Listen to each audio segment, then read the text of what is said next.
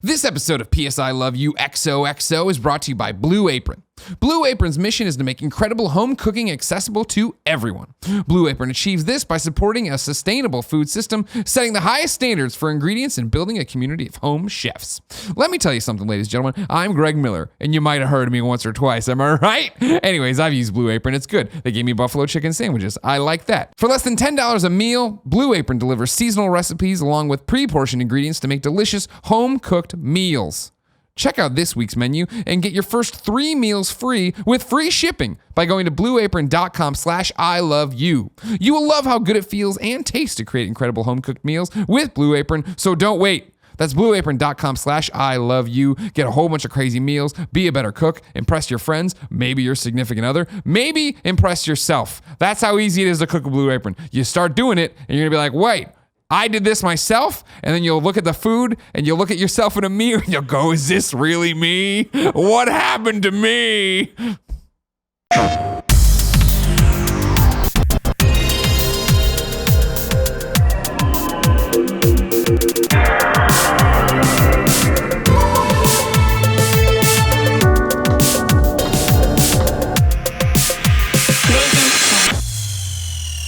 What's up, everybody? Welcome to PS I Love You XOXO episode 49. I'm one of your hosts, Greg Miller, alongside the pride of Long Island, Colin Moriarty. It's good to be here with you today. It's good to be here with you today, Colin Moriarty. Here. On the brand new set at Kinda Funny Studios. If you're listening to the MP3, you fucked up. You shouldn't have done that. I'm looking at the camera to address the people listening to the MP3 to let them know they fucked up.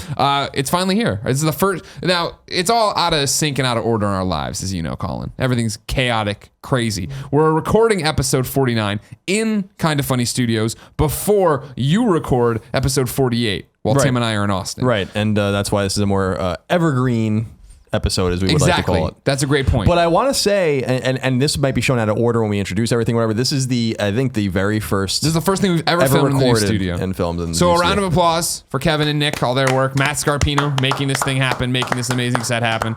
Hopefully it's the first thing we put in the Twitch stream that it's also going into. You can stop now. Thank you. That's enough of that. Thank you. You don't have to keep doing that. So yeah, again, this is going to be an evergreen show where we're going to make the Kinda Funny top 10 PlayStation 4 games lists here. We know how much people like lists and stuff. So we won't have the news of the day. We won't have the normal thing there. We do have some reader mail in terms of what people voted for theirs. We got a song, we got all that stuff. But if this is your first episode of PS I Love You XOXO, it's a much different show when you see it as it's going.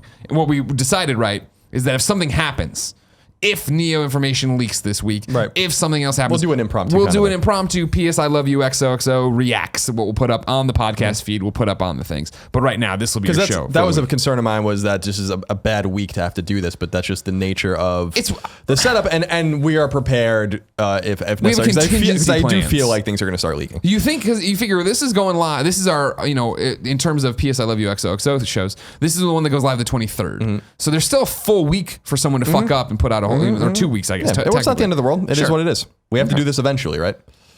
Because you have to leave. So, to go, you're going to be gone for a week. So it all makes sense and it's all fine. Yeah. I think it's fine and dandy. Yeah. So everybody, thank you so much for your support. Obviously, it's been a long year and a half. That's Kinda Funny. We're happy to be outside of the spare bedroom. Here we are in the brand new studio. That's all thanks to your support. Whether you're a subscriber on iTunes, whether you subscribe to us on YouTube, whether you support us on patreon.com/kindoffunnygames or patreon.com/kindoffunny. This is all because of you. Thank you so much for that. I also want to point out, in a little bit of housekeeping news, next week will be PAX West. No longer PAX Prime. PAX West. Yeah, I don't like that. I don't like it either. Myself, Kevin, Tim, Nick will all be up there. Colin will not. Well, technically, Colin's up there, but he's going to a concert instead of going to PAX. It was just a kind of a coincidental thing, actually. Yeah. Many months ago, I had put on the calendar, like, I'm going to be gone this weekend to see a show, and then it happened to be the PAX weekend, and we didn't realize that for months, actually. Yeah. So ironically, I'll be in Washington. Yeah, but you're not stepping foot in that convention center. No, not a prayer. Not a goddamn chance. We will be, though. 1 p.m. Sunday, September 4th is the Kinda Funny panel. We're also doing a whole bunch of Square Enix panels, a Let's Play panel with our Rooster Teeth friends, and I'll be hosting a South Park panel. So plenty of good stuff happening at PAX. We'll have it all up on the website. Next week's show will have ads in front of it with all the information and URLs to go to. But I wanted to insert that here. So, Colin. Yes.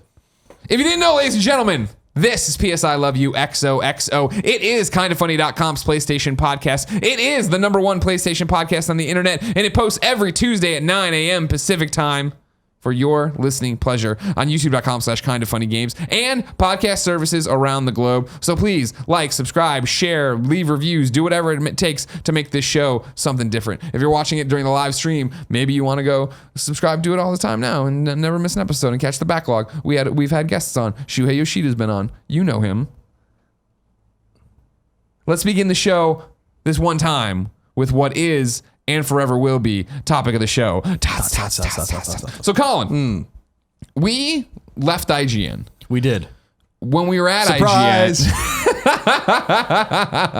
When we were at IGN, we always had you and I were the PlayStation team. Yes. We always had to go into these rooms and hash out the top 10 or top 25 lists. Right. All these things. Just terrible. And then people would come in and they would be all like, well, I want to do this. And they'd all, well, what about this? And you don't have this. And we were always like, get the hell out of here. This is our job to make the list. If you wanted to do it, why did I just waste my afternoon to this? Then we'd all get in a big fight and we'd all break off and we'd kind of just do whatever the fuck we wanted. Right. But today we're going to do whatever the fuck we want and do the top 10 PlayStation 4 games for 2016. Right. August 2016. But we're going to do it in a way that I think makes sense. That's, I think, balanced and fair. Fair and balanced. The way we're going to do it is we're going to present each of our top 10 lists, and then we're going to mathematically combine them to make the definitive top 10 list. And the way we'll do that is the #1 game will get 10 points, the #2 game will get 9 points, the #10 game will get 1 point, and then we'll just add the math together. The top 10 sums will then be made into the actual list. So I think it'll be interesting how it all shakes out. Of course. Now, of course, the rules we need to go over, and I guess the guidelines, the rules and guidelines. These are our favorite PlayStation 4 games. What we would recommend and why we would recommend them.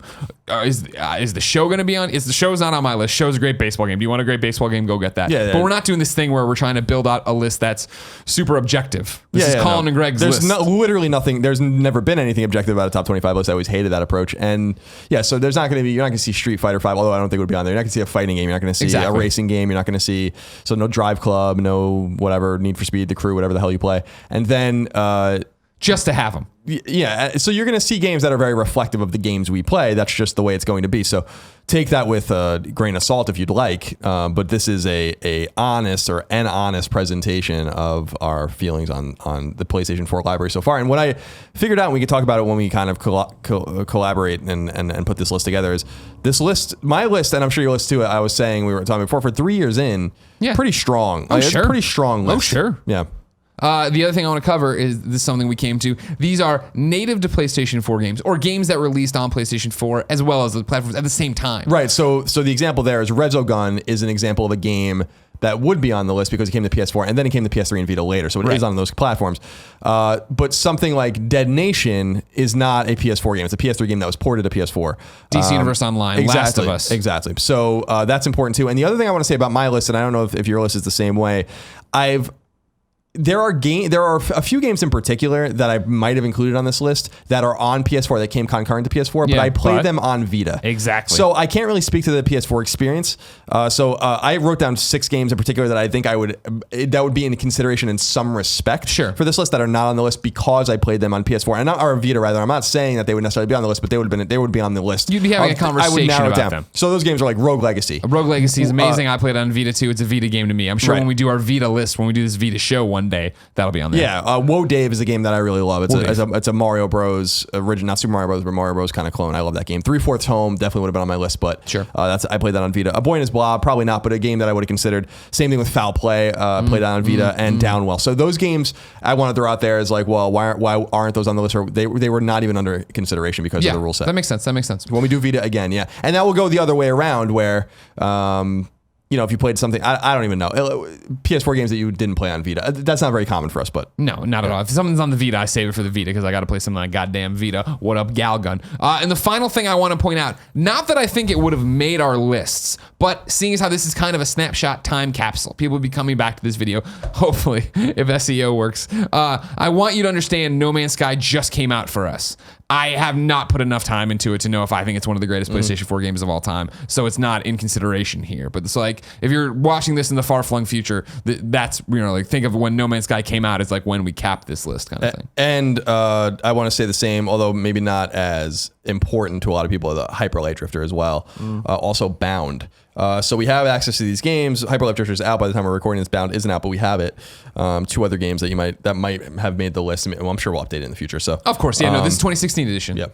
When I have Cyborg Colin and Hologram Kevin, we'll update the list. We're going to go obviously 10-1, but we did open the floor for each of us to have 3 honorable mentions that didn't make our list. Do you want to start there? Sure. Okay.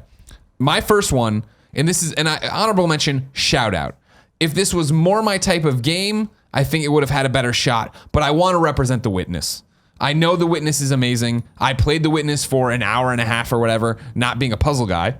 Had fun running around doing a few of them, but you know, it didn't hold me. It wasn't what I wanted. This surprises me because this seems more like what we were saying, that you seem to be pigeonholing. When we get in here, no. When we get into the list, my number 3 choice is a game that I haven't sunk hundreds of hours into, but played enough to respect, understand, and know that in another life, I would have been super into this. I want to talk about the craftsmanship of The Witness. I want to talk about the beauty of The Witness, the puzzle design of The Witness. I can sit here and objectively tell you that all that's amazing. And I think while it doesn't get a spot on my favorite games because it's not one of my favorite games, I think it does deserve a conversation, a tip of the hat, as they say, a wink of the eye, a rub of the balls.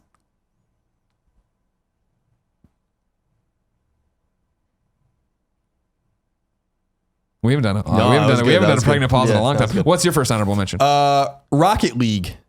So Rocket League's actually a really immaculate and impeccable game. Yeah. The reason that I don't want to put it on my list is because I think it's a little disingenuous. Now, I call Rocket League being great, obviously, for a long way out. It's a big joke and kind of running thing in our community. And I also dedicated, about a week's worth of time into it before anyone had it, playing it, getting most of the trophies, really enjoying playing against the AI, playing against some people online when no one knew what they were doing. Yeah. But the spirit of the game is it's multiplayer, it's competitive multiplayer, in which I do not partake in at all because everyone's so good. So while I respect the shit out of Rocket League, I think it's a great game. I think it's a really fundamentally interesting game. I think it's a different kind of game. I don't necessarily want to put it on the top 10, but I do think it is a fantastic must-play game on PlayStation 4. I just don't think it belongs on my list when I kind of compared it and contrasted to other things that I was playing at the time. So understandable. Or since or before. So sure. So Rocket League is my first honorable mention. Okay. My next honorable mention is Fallout 4. I think I have a bad taste in my Fallout mouth right now. In my mouth about Fallout 4 right now because of the DLC. Because the DLC came late, I jumped in.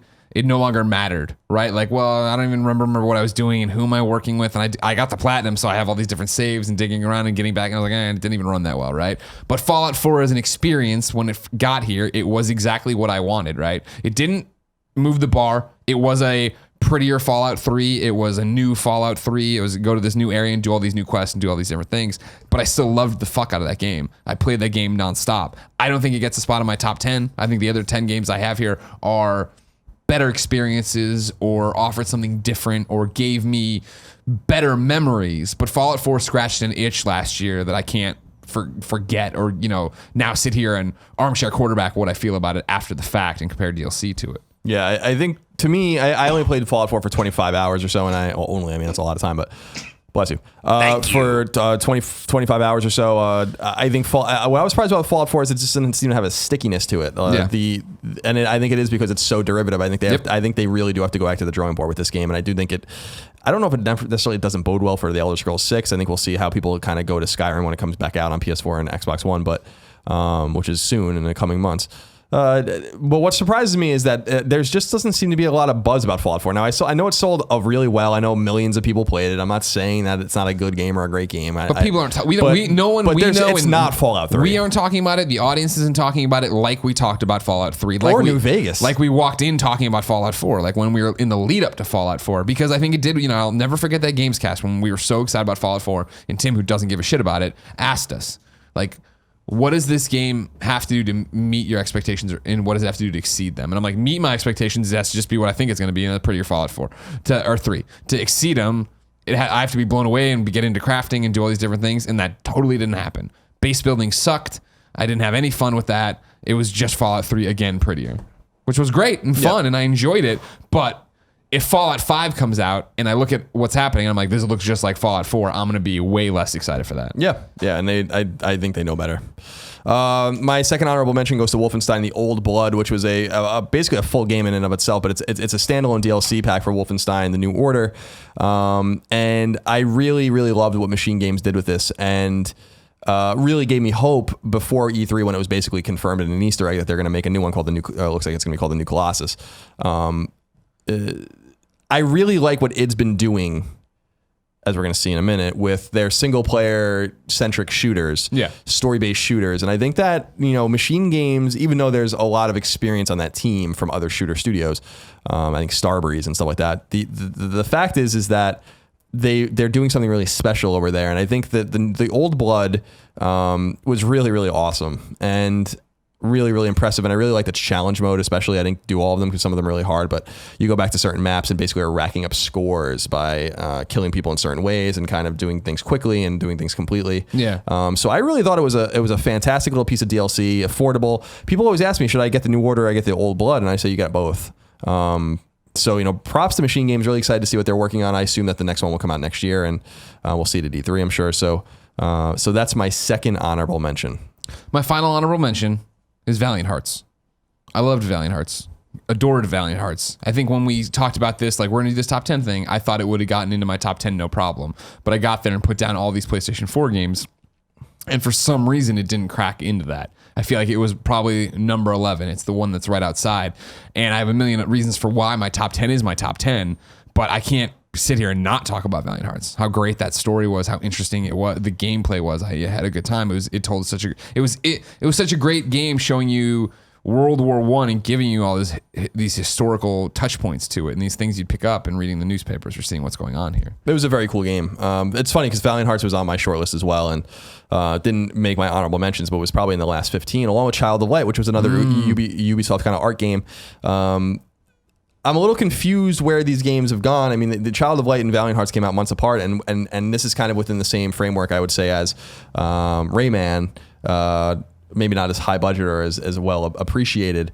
But I do think, I agree with you. I think Valiant Hearts deserves a shout out. And it's not really another must play game. It's an interesting game. It's an adventure game and kind of like a side scrolling puzzle solving adventure game. But there's like kind of some action elements to it and stuff too. I think it's a cool experience that I do recommend to everyone, especially if you're in the history area and that kind of thing. You're in the kind of more somber and cerebral experiences. Exactly. Yeah. Stories. And what's yours? My final honorable mention goes to Doom. You love Doom. I didn't beat Doom. I'm about, I don't know, I want to say 80% through it. Other things came up and I just haven't finished it. I was playing it very deliberately. Like I've gone through, I think there's like 14 chapters. I think I've done 11 or 12 of them, doing like getting every collectible, getting like every upgrade, getting every challenge, really like very in it. So I've actually played the game by hours, probably way longer than most people who have beaten the game. Yeah. So I'm confident in talking about it in a somewhat of an authoritative way. And the reason I alluded to when I was talking about the Old Blood, this single player centric thing that Bethesda as a publisher has been doing.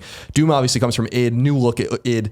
This game, Doom 4, really was in trouble, and it seems like it was remade on new id tech, and there were very little expectations. Remember the game's embargo was all strange, and it ended up being good. It ended up actually shattering the expectations that people had of games being released close to embargo or at embargo, where everyone's like, well, it's a bad sign. And typically in the gaming industry, that is traditionally a bad sign, and it still is a bad sign. But Doom was the one that was like, no, it's actually a really great game. I just don't know if they didn't realize it, or if it didn't mock review well, or if they really just wanted to wait for the updates in the online component, which is not important to the game at all. I don't think anyone gives a flying fuck about it, frankly.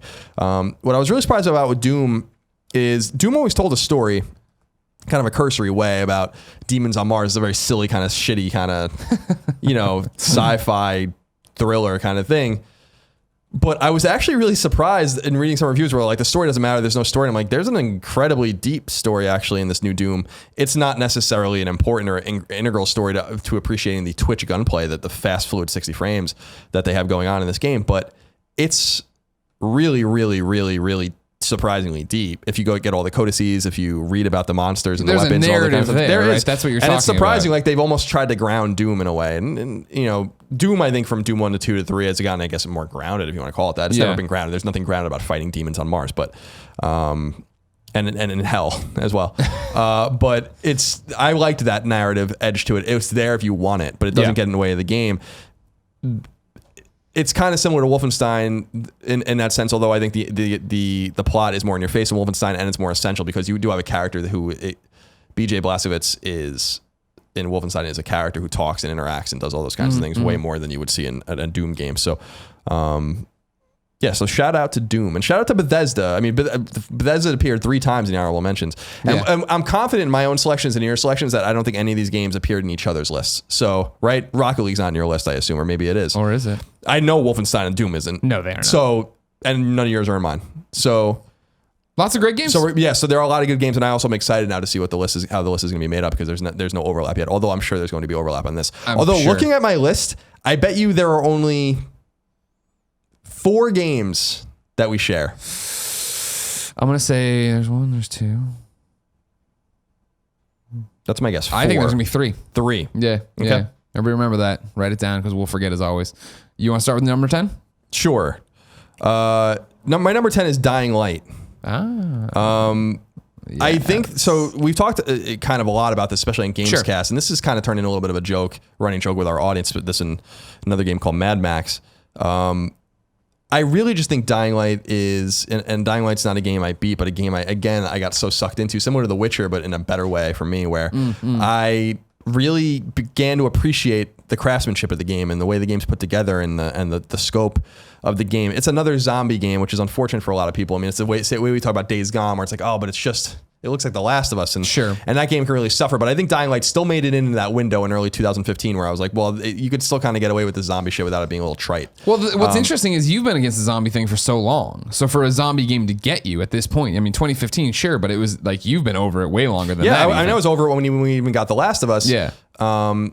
And it's just that things are being done differently, or the gameplay mechanics, or the story, or some sort of ancillary quality of the game drags you in. And I think with Dying Light, I just like I like the crafting. I like the day-night cycle. I think it's really cool. Like, you don't go outside during that night. It's really dangerous. So games like that really started with me with like Castlevania 2 Simon's Quest on NES, where there's a day-night cycle, and at night it's a little more scary. It gets darker. The enemies take twice as much damage. You're dealing with some new features or whatever. But in Dying Light, the game is brutal. Like at night, like you don't really want to go fuck around outside. Of course not. You get scared when the sun starts to go down. You get that warning. Yeah, and the enemies are like way harder. Like you can't really see them. You see them on your like HUD tracking you, and you're like hiding and staying still. There's a horror quality to the game that I think is underappreciated, and I really do think, as I've said before, that Techland outdid themselves. That game sold many millions of copies, so I'm not the only one out there that enjoyed it. And it had a long burn too, which I thought was interesting. It came out at the right time, at the right place. So I wanted, I didn't want it to be like high up on the list, but I would be remiss not to talk about Dying Light. Sure. First off, I want to give a shout out to Tom Hawkins over on twitter.com/GameOverGreggy. Right before we did I threw up the question, hey, we're about to do this show. What's your number 1? What's your favorite PlayStation 4 game? Tom Hawkins chimed in with Dying Light, said refreshing, fun, gameplay, intense. Looked great. Story wasn't amazing, but still pushed me through to the end. For me, starting at number 10, because of the way we're doing this with points and stuff, I feel like these are throwaways, right? Like it's gonna be really hard for them to go. And not that I wanted to put one in here that I think is new and I'm really behind. And I put Overcooked in. I fucking totally dug my weekend with Overcooked. And there's 2 games on here in this list, I feel like, that are like one night stands, where I played the shit out of them when I first got them or did whatever, and it was great, and I had a lovely time. And Overcooked works well as co-op, right? Poe was in town for the Weezer concert. We sat on the couch, and it was literally like, let's play something, and turned it on. I was explaining what all these games were, and I was like, oh, then there's this Overcooked game. I don't know much about it, but we got to cook. And we sat there, and we got obsessed with it, to the point that it was all of a sudden we're sitting there shouting out what to do. All right, I'm going over there. Okay, I need a tomato. Bring in. We were talking like we Get were this man a tomato. We were talking like we're in a short order cook thing, and it's like, just as we thought we had it, they'd add some new wrinkle to it of like, okay, now you're not just doing soup, you're making pizzas. Okay, now you think you've got this, the place is haunted and the tables are going up and you can't get what you need. And then, okay, now there's cars you have to move between, do all these different things. And it was like, I'm a huge Diner Dash fan from back in the day. What a great move this is, of bringing something back like that and then complicating it by making it co-op, by making you go at it with somebody else, but work together and do all these different things. Right. I mean, it's what's surprising. I'm looking something up real quick. What surprises me is, no matter how good the game is, it seems like a waste of a space. I'm interested to see what I'm a little intrigued by a little more intrigued by your list. Like, what are you playing around with here? Yeah. Well, it's just like, I feel like this generation is, this generation so far isn't defined by it, but my memories, what stands out when I talk about what we're doing here is the local co-op experience, the local competitive experience. It is Overcooked. It is Star Wall. It is Gang Beasts. It is Towerfall. It is Video Ball. It is all these different games that I want to sit on the couch and play with. When we first started Kind of Funny and we started doing all the different Let's Plays and we were trying to do like multiplayer Mondays and stuff, those are some of my favorite times, is like screaming at Nick and doing all these different things. And so I wanted to give a slot to at least one of those games and get it out of the way here, right? Especially with our rules of like, Overcooked debuted everywhere at once, whereas like Star Wall was on PC and Towerfall Ascension was already on the, what's the fucking, the shitty thing, Ouya? Ouya? Was it Ouya? Yeah, it was on Ouya and nobody cared, and then it finally got over here. Like, this is one that I think works, is new, and I think deserves a nod, even though it's very, very young in the game. Number 9 for me is Super Stardust Ultra. So this is an interesting one that I think skirts the rules a little bit, because Super Stardust Ultra is in many ways Super Stardust HD. It's just, it's a port, but it's an enhanced port with added features to it, some new gameplay elements. I mean, it reminds me of the way I felt about Super Stardust Delta, which is a Vita launch game, which is still one of Vita's best games, where it's pure gameplay. Super Stardust is really, really fucking good. Yeah. And addictive in that housemark quality, right? I played Alienation for fewer than 10 hours. I think you probably played it for maybe a similar amount of time, maybe a little bit more. And I was surprised by how little it hooked me, because to me, Alienation is too much to make it a housemark game. It loses sight of what made it a housemark game. When I talk about the housemark game that can go the furthest, it was Dead Nation, where housemark was like, we have the twin stick shooting that we're known for, the difficulty, the score-based kind of stuff, and we have some of these elements, these upgrade elements and these collectible elements. Go to the shop, but we don't. It's just enough. We're not gonna make it a focal point of the game, and that was a huge problem for me with Alienation that turned me off instantly. Where I'm like, this actually isn't about playing. This is about upgrading and looping and all that kind of stuff, but it's not for score and it's not for. I'm like, so the spirit of the game is lost. Yeah.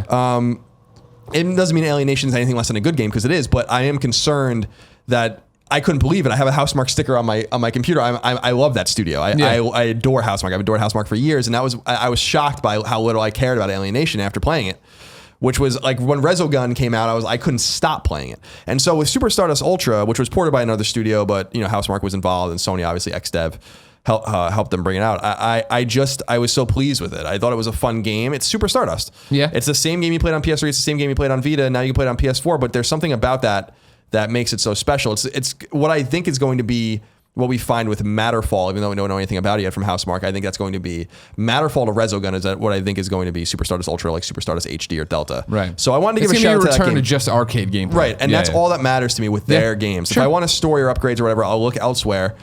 Maybe they can do it better and more effectively. They did it with Dead Nation, which I think is a far superior game than Alienation. Nonetheless, pure gameplay experience, Super Stardust Ultra. Okay. Number 9. My number 9 is The Witcher Wild Hunt. Witcher 3 Wild Hunt. Witcher 3 on paper is a game I should not give a flying fuck about. It is, what I'm always making fun of, this high fantasy monsters and this, and it's in olden times and all these different things are going on, right? This is not a game that usually matters for me, but it hit at a time when I wanted a world to get lost in. I wanted an RPG to get lost in. And so to get it and get in there and be Geralt and then learn, I actually, prefer Triss so much, right? And it wasn't even just trying to have sex in the game. It was like, I thought she was a cool character. So Yennefer shows up and I'm like, no, I'm good. I got this. And like to have those connections and do that, that's what those kind of games are about. When I'm talking about getting lost in a world, it's not just the fact that there's a million question marks to do. There's a million things to do. There's all these different things. I liked all the characters in that game that mattered. I liked Triss, you know what I mean? Yennefer warmed up to me in the end or whatever. But then chasing this girl that you're somehow connected to. And granted, it was my first Witcher game. So I'm like, she's my daughter or what? And I had to have it explained to me like, oh, okay, cool, whatever. The game's awesome. The game's special. I liked the combat in it. That was, you know it as well as most of our fans, man. Like, I loved Kingdoms of Amalur Reckoning, and I just want every game to have that kind of gameplay. And this doesn't, but I thought it did have it. It did to an extent where I was rolling and dodging, and I had different things. I was slashing. It's not arcadey though. But and that's the thing. It's like it's weighted. Don't get me wrong. It's different, but it still felt fast. I still felt in control, but not overpowered, not comically either way, right? And so it's another one of those things that's like, I'm never going to sit here in front and be like, I put 75,000 hours in The Witcher, right? I think it's been so long now. I think it was 35, right? I don't think I ever made it out of Act 1 because I just got lost doing everything. But it's one of those games to me, it reminds me so much of so many friends I had with the old GTAs. Of like so much time got put into those games, but I don't know I didn't finish the story. I don't know how it ends, but it didn't matter because every one of those side quests you go on, you find something, that you're totally into. This intrigue between this guy and his wife and this abortion, or this, this woman or this guy over here who's mourning the loss of his beloved. And then it turns out that she's this horrible ghost. And like, there was like so much intrigue there that I was getting in the bite-sized snippets that I wasn't too worried about the overall thing. That's the thing about Witcher is that I played it for about 40 hours. I didn't beat it. Yeah. I got so sucked into the minutia of the game that I'm not even sure what the fuck the game was about after a while. Yeah. Because I was those things like do this for this person and get all these question marks and obsess over all this stuff. And as I've said many times, ad nauseum, that game's too much. There's too much. Now, I respect why people appreciate that, and that's awesome, and I wish them the very best. I don't think the game is bad. I think the game's actually great. Yeah. It's just, the game also infuriated me. And I because I just felt like I was making no progress. And this is, if you read the comments on the internet about when I say that, everyone's all mad about it. But when I talk to people that I know, everyone's like, yeah, it's like insane. It's absolutely ridiculous. We were talking to a friend of ours, high-ranking person, and another developer that we were talking to. Yeah. And it was like, it was outrageous. Yeah. I was like, I don't want something like Mass Effect where I'm like, I need more. Like Mass Effect 1, 2, and 3 were great. The games got less dense and less RPG-like as it went on, and that frustrated me, even though I think the games themselves got better and the story and the plot was awesome. I was always like, I could use twice as much Mass Effect. But with The Witcher, I was like, I could use half as much Witcher. Remove half of this content, and the game is still way bigger than almost anything else. Sure. And it doesn't need to be this big. But I do appreciate I'm curious how many people wrote that game. Like how there's a lot that world. I mean, certainly, I'll say this: that was the most alive, varied, desolate, bloodshed, like just blood-ridden, war-torn world I'd ever seen. I couldn't believe the attention to every little detail in that game, and I do appreciate that. But for me, for the OCD nature of the way I play games, for the checkboxes, after a while, I was like, I can't play this anymore. I just can't. And it was actually more than 40 hours. I think it was more like 60 hours, actually. Yeah. I played The Division for 40 hours. I just couldn't anymore. I respect it, but I mean, at that point, I was like, I put in way too much time in this game. I got to move on. And I get that, and that's the thing. In another lifetime, in another world, another dimension, I've beat The Witcher, right? I've platinumed it. I had so much fun because I could focus on it. But our jobs, dictate that we move around so much. But I still feel in my 35 or 40 hours or whatever it was that I got my money's worth for sure. You know what I mean? And I often think about going back and jumping back in. It's just like, when am I going to have the time and how am I going to remember and where's, you know what I mean? There's all these different things. That game's dead to me just in the sense that, not in a bad way, but just in the sense like, you can't jump back into role-playing games. You can't. Yeah, I know. You have to start them again. And it's like, there's just no way that I'm doing that again. So shout out to @NickFree, who gave us a tweet and said Witcher 3 was his favorite PlayStation 4 game. Set the new standard for Western RPGs. I don't disagree with you in the sense of like, man, on a production value scale, on a writing scale, on all this kind of, just absolutely shit on what Bethesda's doing. And exactly, absolutely that was the thing, right? That's like, that you always talk about Fallout 4 and how you always say it was developed in a vacuum, right? It was very much like heads down, we're making a game, and then it turns out 4 months before that comes out, 5 months before that comes out, Witcher 3 drops, and it's like, oh fuck, they just changed everything. They just changed the way. That Witcher 3 absolutely. I don't want to say embarrassed what Bethesda Game Studios was doing with Fallout, but definitely like made them look bad. From a graphical standpoint, from a production standpoint, the game runs better. It looks way better. The graphics are better. The writing's better. The voice acting's better. Yeah. I like everything in the game. And I was like, this is done by like a Polish studio that no one really cared about. CD Projekt had its own fans and stuff, but like it's the same thing with Techland, with Dying Light. Like now they're on the scene. Now there's expectations. Cyberpunk, which who the hell knows when that's coming out. And Gwent obviously is a game that's coming out before that, which is a spinoff of Witcher. There's now expectations, and we'll see how they deal with that. Bethesda has had heavy expectations, and I don't think has been dealing with it especially well. They've been delivering what we expect. Can Cyberpunk, and inevitably they're going to make Witcher 4, which will probably come out in the 2020s, literally, will they exceed expectations or meet expectations? And the same thing with Techland, who I'm sure is going to make, they're making 2 games right now, and one of them will be Dying Light 2. Yeah. Number 8 for me is Outlast. Outlast was close to being a launch game for PS4, if I remember correctly, and I was really impressed by it. In a time when survival horror is really in the shitter, except for some indie classics. I know people really like Soma, for instance, or which came out later, or we always talk about what I still think is the king of survival horror, which is Dead Space. Which is a AAA game. We've just had a dearth of these games that really matter, and Outlast was really clever. And I give Red Barrel a lot of credit. They're making a sequel. I'll be interested to see like what it's all about when it comes out. But Outlast was cool because it was not about combat, which is not necessarily novel anymore. But you go into this insane asylum. You sneak in. You're a journalist. You're basically just looking for information, and you're trying to survive, avoid enemies. You don't want to fight them. Hide. Use your night vision on your camera. Get the hell out of there. That's what I loved about it the most, was that you were finding, and it's a little ridiculous, you're finding so many batteries for your camera, but I love the idea of like you can't see in the dark except for except for the night vision on your camera. Yeah, it's a cool mechanic. Now, are they going to do that in the new one? Or are they going to have some sort of different clever mechanic? Should they have even made a sequel?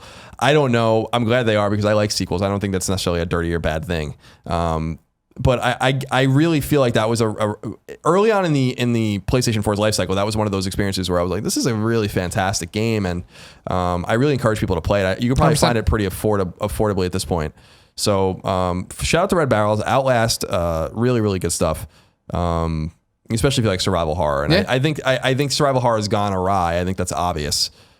Seems like Capcom might be trying to bring it back with Resident Evil after PT kind of influenced it, et cetera, and so on. But these are all after the fact. I think Outlast was really one of those games that came out cutting edge. Yeah, in a way, in an ironic kind of way, where everyone was like, well, Resident Evil 5 and 6 are like shooters now and all this kind of stuff. And that's not what survival horror is all about. It's about survival horror. That's what it's about. It's not about anything else. And it's just the same reason why I love the typewriters in the old Resident Evil games, and the same reason why I like all those kinds of things. It's like, it's just, there's got to be a mechanic that makes it feel like you might not win. Yeah. And I feel like in Outlast, it was one of those kinds of games. Now, Outlast's ending is terrible. And categorically terrible. It's so hard to end horror games, or horror movies, or horror anything. And that's what I was going to say. Like, I'm really fond of Rosemary's Baby, and I'm really fond of The Shining. I really love those movies. Probably with Children of the Corn, probably my 3 favorite movies. They all are terrible endings. But it's about the adventure. Rosemary's Baby falls off a fucking cliff. But they dropped the baby off a cliff at the end. But they it's all about getting there. Yeah. That movie's fantastic. And Outlast is kind of a similar thing. So I do want to set expectations there, but I do think it deserves to be on the list. Okay. In that theme of horror and stuff, my number 8 is Until Dawn. What a fantastic game Until Dawn was. And you talk about a game that seemed like it was gone, right? We played that thing for the first time. We're using Move controllers. It's this campy 80s kind of horror movie vibe or whatever. And we're like, all right, this seems whatever. We'll see how it turns out. Disappears off the face of the fucking planet, comes back, and it's got Nashville's own Hayden Panettiere. And we sat down and played it. And even when we did remember when they sent us that preview build and it was like running poorly on the test unit, there was still something to it that was interesting, but you weren't sure if it was going to uncanny valley or how it was going to come together. And to finally sit down and play that game, what a brilliant fucking idea. What a brilliant idea of going through that. We're such big Heavy Rain fans. Going through this and watching these guys, the people who are making Until Dawn, out heavy rain. You know what I mean? Of like, yeah, the game doesn't end, and yes, you can keep going. And these little choices you're making and the butterfly effect, how is that going to influence your relationship with these people? And how is that going to influence the different stories you get? And how are you going to get to this point? I thought it's also one of the best, uses of the light bar and motion control, right? Of that popping up and like actually feeling like, oh shit, don't move. And like the controller rumbling a little bit to fuck with you and stuff. Like there's general terror and fear there, let alone the fact you're trying to you make connections and you make decisions, right? Where you hate this girl, but you love this girl, or you love this guy, and you want to see, let's get them together as a couple. Let's make this work. Let's try to break up over here. There's all these different playthroughs that one of the reasons, why I always love the Walking Dead game so much, right? Is like, I always talk about it being a coloring book, and we all get the same picture and we all get the same story and we shade it in differently, and that's where it ends. This is that to the umpteenth degree of going through and, okay, cool. What is this going to be by the end of it? Who is going to live? Who is going to matter? I just thought it was brilliant. It was awesome to play it. It's one of the very, very, very few games that I loved playing it and then I loved watching it. It was that played through it, and then like we did, our extra live stream, and I tried to stay awake to watch Nick and Tim play it for the first time to see what they would choose and how they would go, and then I wanted to see their differences and then talk to them about it, or talk to somebody at a bar. You know what I mean? When you're out with Marty or something, how did this play out for you? Yeah, I think Until Dawn is really a special game, but also a game of varying and shifting expectations. I think you're right. We saw the game a long time ago, as you said, at New York Comic Con, I want to say in 2011 maybe, when it was running on PS3, and it was interesting. I was like, all right, like, and then they did disappear. They disappeared for a long time, for years, and they eventually revealed the game, and it was totally different. And it was something that Sony had clearly dumped money into. Supermassive is obviously a second party studio, or had a second party relationship with Sony. Not so much anymore. It seems like they've gone full third party at this point. And what I was so intrigued by was I felt like this game was getting short shrift by Sony, and I feel like it was sad because Sony was putting a lot more energy behind The Order, which was definitively a bad game. Yeah, and their whole marketing budget seemed to go there. And so by the time Until Dawn came out later in 2015, it didn't seem like they really believed in it. It didn't seem like they really pushed it. It didn't seem like they really released it at a smart time or in a smart fashion either. And that was super disappointing, because I think Until Dawn is a super, super great game. Interesting PlayStation 4 exclusive, certainly one of the strongest PlayStation 4 exclusives. And I agree, an interesting game that Quantic Dream probably had to look at a little bit kind of closely. Now, when we saw Detroit, I think that they're fine. But, yeah, Detroit looks awesome. And it looks like they're going to take the ball back and be fine. What I was most disappointed about with Until Dawn, though, was what happened afterwards. I thought Sony would have been smart enough, and who knows what happened behind closed doors and behind the scenes, to really be like, we need to make this into a franchise. It doesn't have to be about these kids in this place, but Until Dawn should be a franchise, and you guys should take this money and go make this game. And what we found out is that they're not making a sequel. Sony owns the IP. They can have someone else do it if they want, but those guys are going to go make games for everyone now, and that's fine, but it seemed like it was a mistake. It seemed like Sony dropped the ball with that. Shouldn't let him get away. Because what was funny was that no one had any expectations for this game, and you could tell at PSX in 2014, the way that went over the crowd. Man. I was like, this game is going to be something cool, and it's one of those few games where I went in with expectations and it actually exceeded my expectations. So I'm like, this game, and I remember telling you I played it first. You did, yeah. And I remember I played it all in like a day or two, and I remember you were gone, or you were on a trip, yeah. And I was like, you have got to play this game. This game's fantastic. Yeah, and that's the same thing. I mean, you talk about games that have recently fallen apart for me with that, right? Oxenfree, Abzu, games that have come out where people are like, this is amazing. This is on my short list. I'm like, oh fuck, I can't wait to play this. And I sit down and play, and I'm like, oh man, the bar was way too high. This is way underneath it for me. It didn't do it. To go into Until Dawn, having you said that, having the internet saying that, seeing the reviews, seeing people talking about it on streams and stuff, to go in there and still come away and be like, you're right, this was fucking awesome. That's rare. Number 7 for me is Mad Max. I'm going to stand by this game until the day I die. I think that this game got, again, short shrift. I think this game came out at a bad time, came out at the same day as Metal Gear Solid 5. So obviously it's going to be compared to a game that I think is probably objectively superior in many ways. But I don't think it's superior in every way. I played Metal Gear Solid 5 for 10 hours or so, and I got a taste of it. And I think that Mad Max exceeds and excels in ways that Metal Gear Solid 5 doesn't. Now, the thing about Mad Max is that it's an interesting IP. It doesn't take advantage of the movie that just came out, which is a fantastic film, which is fine. But there's a desolate nature to the game. There's a direness to it. It's really actually interesting that we talk about games being empty or lifeless, and then we talk about games being too dense. Mm-hmm, mm-hmm. But the lifelessness and the lack of almost just anything to do in the game, really, like in a meaningful way, was part of the game's character, because it's like, this is like the end of the world, dude. Everyone's like fighting for oil, no one has water, and it's over. And so of course there's like, what do you expect? As you drive like, point to point, like the world's done, like the sandstorm taking everything over. There's no life and everything, and I found its desolate nature beautiful. As I've said before, there was a Journey really nailed the beautiful desert nature, like a desert kind of thing, and Mad Max, there were vistas, and I was like, I can't believe how pretty this game is. Now, from a gameplay perspective, it's like Batman Light by the Arkham games Light, and I don't really like the Arkham combat, and that's not really what did it for me. It was the car combat that I thought was really cool. Upgrading your car, having like chasing after these cars and using all this crazy shit to pull off their armor, and like people are jumping onto your car and you're like swerving to get them off. And I was like, this is really cool. And having just played Just Cause, which is done by a different part of Avalanche that came out a few months later, having played Just Cause 3, just for a little bit, I'm like, I'm not so sure that this game is like nearly as good as Mad Max. Yeah. And so I understand why people didn't play it or didn't appreciate it. It didn't sell that well. I doubt you'll ever see anything from them again in terms of Mad Max, but I think that game deserves a little bit more love. And what I'm always heartened, because I get a lot of tweets, every so often someone's like, you're right about Mad Max. Like I went back and played it, which I got it for $20. I rented it or whatever. Someone gave it to me and I was like, you're right about this game. I don't know why I didn't play it. I don't know why I didn't pay attention to it. I really do implore people to give it another look. If you like kind of collectathons, if you like taking over pieces. It's a very Ubisoft kind of style game. You take over pieces of the map, do these side quests. There's a main story through the game and all this kind of stuff. I think you'll appreciate it. Unfortunately, it's one of those games where something else came out and I never got to the very end of it. I almost did.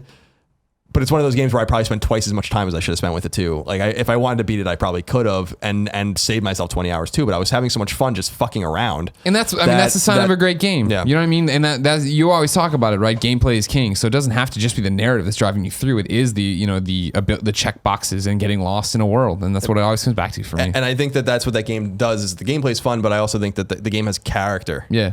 Like I think that the game has heart for all of its for all that it seems like it's missing on the outside. That's part of the game is what it's missing. And I think it's pretty cool. I want to give that game a shout out. Who knows if it will survive on the list forever, but sure, exactly. But for now, I mean, I still think about the game. I'm just like, I had a great time with Mad Max. Yeah. My number 7 is Ratchet and Clank. Ratchet and Clank is a game I have not beaten still. What happened is it had come out. It sat forever on my shelf or on my live area for the PlayStation 4, and I wasn't in the mood for it. I needed to be in the mood for that game, and that mood wasn't there. And I woke up one Saturday and the mood was there, and I jumped in, and it lived up to all the expectations you had set and everybody else had set. It was beautiful. It was fun. It was funny. It was interesting. We're talking about games being too light or too dense. It was the perfect amount of, I'd be like, all right, cool. I'm almost done. I'm ready to go to the next story beat, but I only need to collect 8 more things for this one side objective. Why not stay here and do this? And then when I did open up and I had a whole bunch of worlds, well, why don't I go after all the gold bolts right now? Why not just go to take care of that? Because I'm enjoying the gameplay so much. Sure, the story's fun. It's Ratchet, it's Clank, it's Quark. I'm having a great time there. But I'd much rather just be in this world as long as possible, go through and get as many things. I'm going to get back to it when I'm in the mood, when the mood strikes, and jump into that way. But Ratchet came along and scratched that itch, and when we talk about games, that's what it is. And it was a throwback. It was a return to form. It was Ratchet again. Whereas there had been so many spinoffs and weird things, and then people had wanted to get back to a Crack in Time, and maybe Crack in Time did too much. It did too much with the characters, too many different things that weren't what people wanted from Ratchet necessarily. This was classic Ratchet, and it was what I wanted at that time. It's literally classic Ratchet, right? I mean, it's a reimagining. It's not a remake or just a port of the original, but it's a reimagining of what the original probably should have been. Yeah. And so it has new worlds and it's rewritten. And one of the things that I walked away from with Ratchet and Clank, I agree with you. Ratchet and Clank's fucking awesome. Ratchet and Clank, I thought it was gonna be fine, but we had been burned by that series so many times since A Crack in Time in 2009 that I was like, I didn't expect that they were going to execute. And what I was surprised about were a few things. A, they nailed one of the things that was unfortunate about the first one, the tension between Ratchet and Clank. That was the thing that Insomniac admitted was a mistake when they made that game. Ratchet and Clank had an uncomfortable relationship, and they did not like each other in the first game. Yeah. And it was weird, and I didn't like it. And I was like, but I want them to like each other. Now you have no idea. Like, they kind of skip and gloss over like they're friends very quickly in this reimagined They shake story. hands. He teaches them how to shake hands. But that's part of the charm is like, I want them to work together. I'm not looking for a tension between Ratchet and Clank. Like, that's not what I want. Yeah. It's weird. The tensions between really Ratchet and Quark in this. And that to me is not that the story is necessarily important. It's the characters that are important in this game. And the game's well written, well acted. It is funny. It's very funny. And I was surprised by how funny. I was surprised that I was laughing out loud. It was the first time I was really laughing out loud at a game since South Park. Yeah. Stick of Truth. The gameplay is really fun. And it did what Sly 4 did, which was when Sanzaro released Sly 4 on PS3 and Vita, which was we were reminded of this character and reminded of its relevance in a limited way. Now, the movie didn't do anything. They fucking ate shit on that movie. I don't think Ratchet and Clank is going to be as relevant as they hoped. Yeah. But I really do want them to make another one. And they will, for sure. And I was surprised that they charged $40 for it. I thought it was a bold move. It sold probably way better than it was going to. It charted. Yeah. They could have gotten away with charging $60 for that. I don't think anyone would have cared. I think they should be smart enough to make the game a little meatier the second time around. I'm sure they will. And I think charge $60 we're going for to it. start moving back to what you saw with the Ratchets that are more fleshed out. Yeah. So I think the 3D platformer is dead for all intents and for all intents and purposes. Ukulele Son is bringing it back. Ukulele is going to probably be awesome, right? Yeah. But that's not really the zeitgeist anymore. And I was glad that they were like, no, we can still have fun with this, and it's still fun. It felt great. It looked great.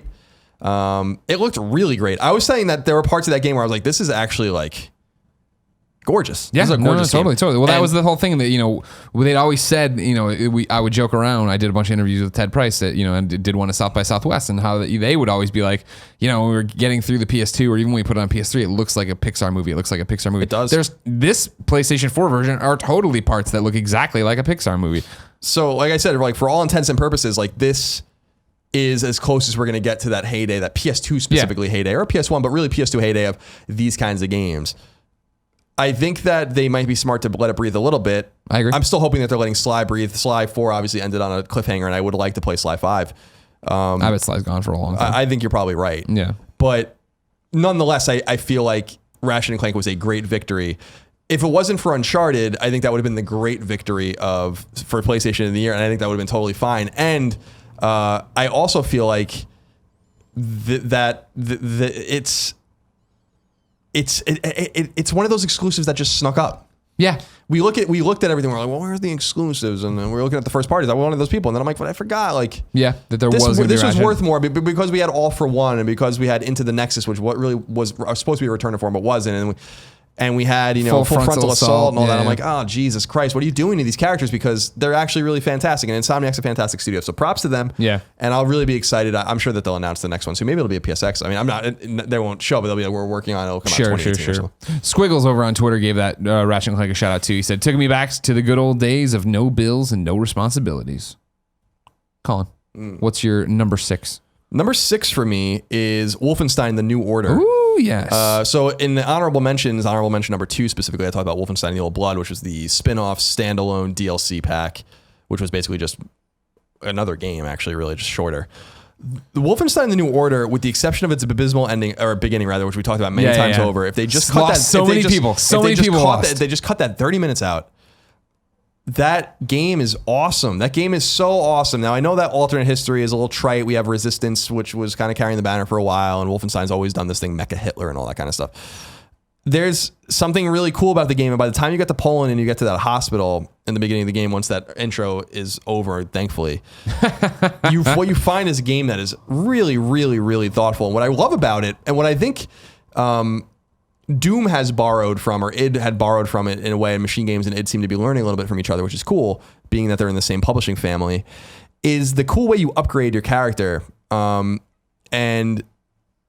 you're upgrading yourself by doing things. You're like, and it sounds so straightforward, but in a shooter, you really get things like that. Like, it's like, sneak up behind these guys 20 times and you're going to be able to get this extra skill, or get 20 headshots and you'll get this extra skill. It's just not something that's necessarily common to these kinds of games, where your character is all about the weapon he finds, not about the character you're building. And I think that Wolfenstein built character well with BJ Blazkowicz, making him human, and giving him agency in the game. But also, like, I love the commander structure in a lot of different areas, and like each chapter has multiple areas where you're like, there are commanders and they have headsets, and they're like, you can see where they are, and if you could sneak to them, then no one can call reinforcements, and you can kind of sneak without killing anyone and stuff. It's like the variety of enemies was cool. It felt grounded for a game that's about mutating creatures and like, pseudo archaeology and all sorts of shit that those games are about.